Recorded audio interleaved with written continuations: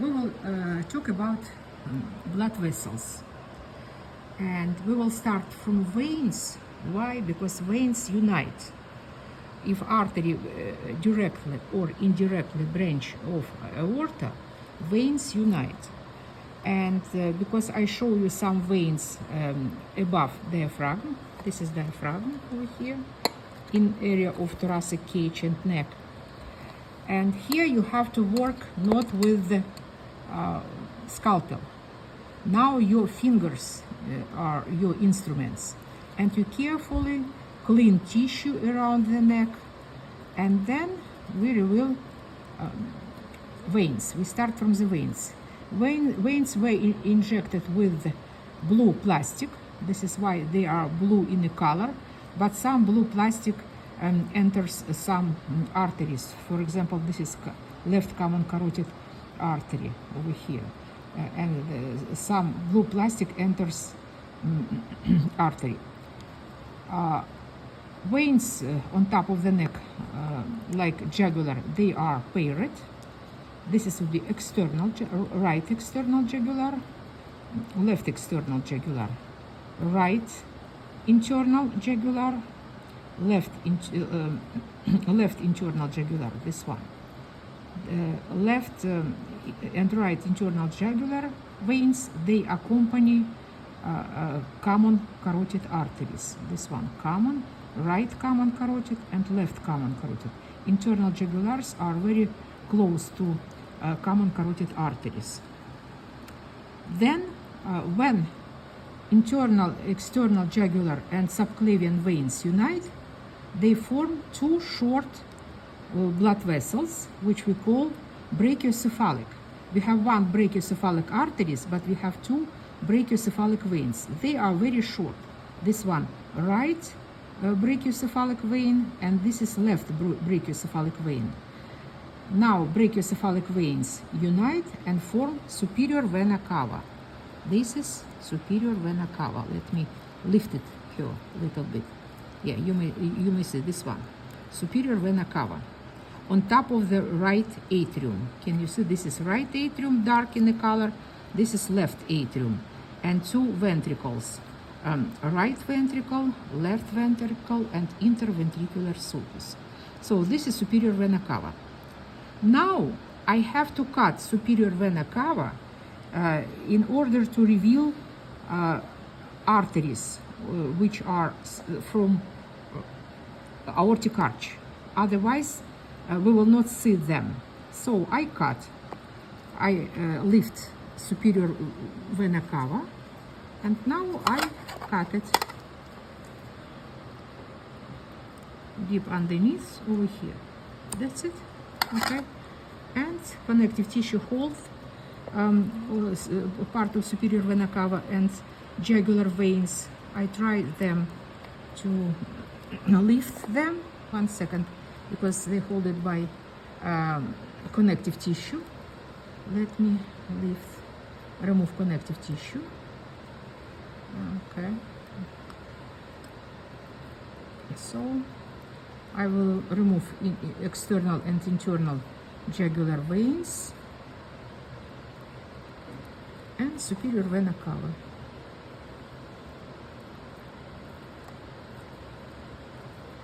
It's a tunica adventitia, attaches blood vessels to surrounding tissue.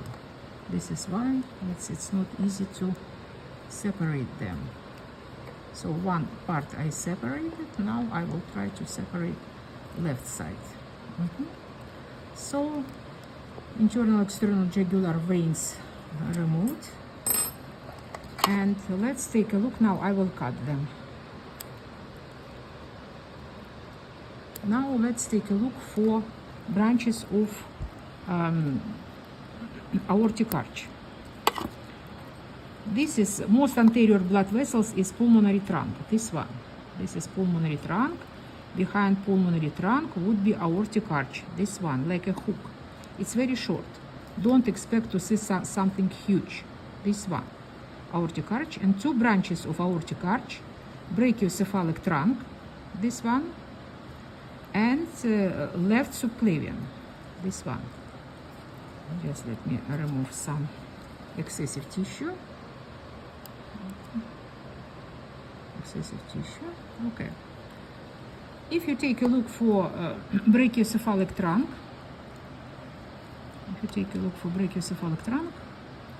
you may see branched arteries, 3 of them, like a fork. 1, 2, 3. I think you see it. Yeah, I pull a little bit hard. 3 branches of brachiocephalic trunk. 1, 2, 3. This is brachiocephalic trunk. And this would be right subclavian and 2 common carotids. Right common carotid artery and left common carotid artery.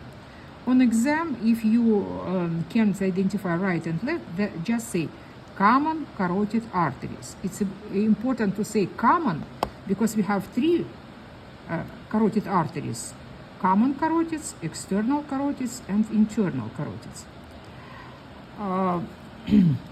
These arteries, brachiocephalic trunk and subclavians, common carotids, they will send blood supply for our neck,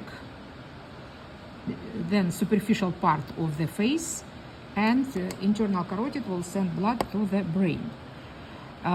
Let's talk about subclavian. I'll show you only left subclavian branches because right would be the same. Please pay attention that subclavian arteries, because it's a lot of mistake when you don't understand where is subclavian, where is axillary. Subclavian arteries inside of the thoracic cage. You may see ribs. When you see ribs, this you will see subclavian. Right subclavian artery, left subclavian artery.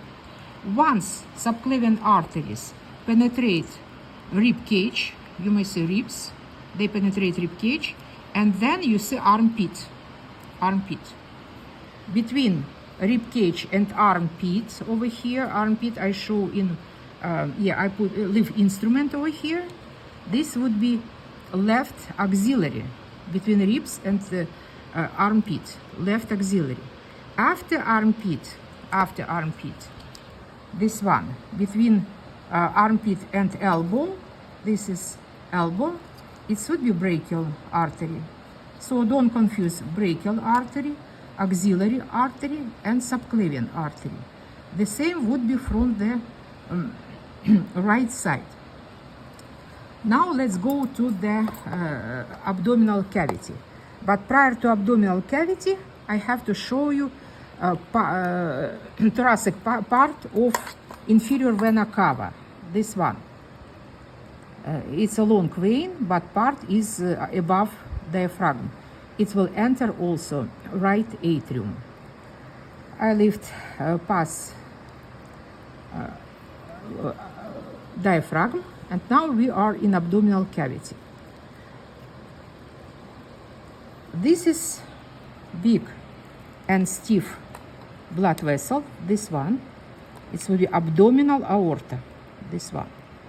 Abdominal aorta, and this is kidney, left kidney, and branch of abdominal aorta, it would be left renal artery, this one, because it's branch of aorta, left renal artery. Also you may see, because our left renal artery or right renal artery enters the kidney, and but exit through the left renal vein. Left renal vein is a big tributary of inferior vena cava. This is inferior vena cava, which accompanies abdominal aorta. So abdominal aorta, inferior vena cava, left renal artery, left renal vein. Then when we go to the right kidney, over here, I'll show you parietal peritoneum, because from the left kidney I removed parietal peritoneum. It's very thin membrane. Can you see this one? I lift it. To reveal kidney, you must remove parietal peritoneum. Just let me remove it. I remove it. It's very, very thin, but it's interfere with our view. So I reveal it, almost reveal it. this one thin membrane. I lift it again. You may see this thin membrane. And take a look what we found from this side. Let me remove excessive fluid. And from this side, let's find some blood vessels.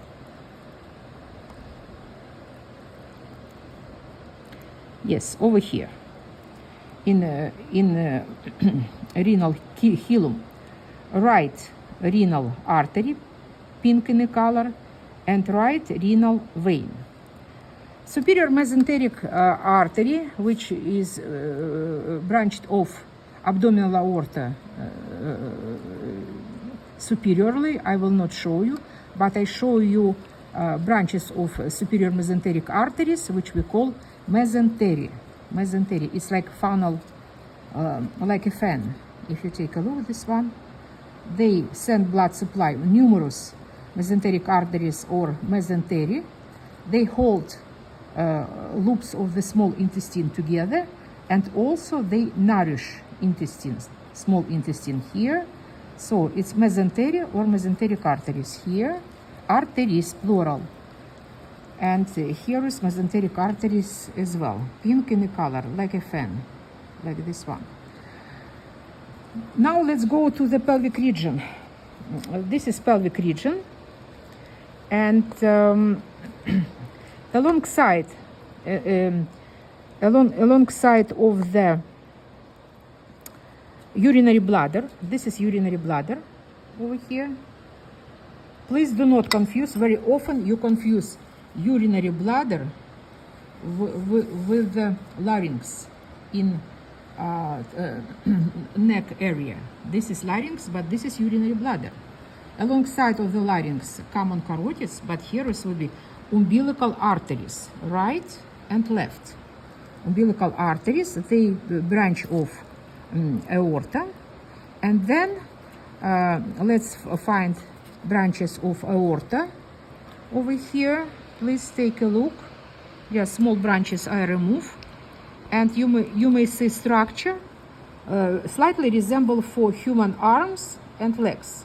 So it's still umbilical arteries, which lift up and form frame around urinary bladder over here. External structures, this one, it would be common iliac arteries, this right and this is left. If you follow common iliac arteries, this one, then once it's past abdominal wall, you see this is part of abdominal wall, and enter femur, just follow this common iliac, follow. Once it's enter femur, it's named femoral artery. Here is common iliac, but on top of femur, femoral artery.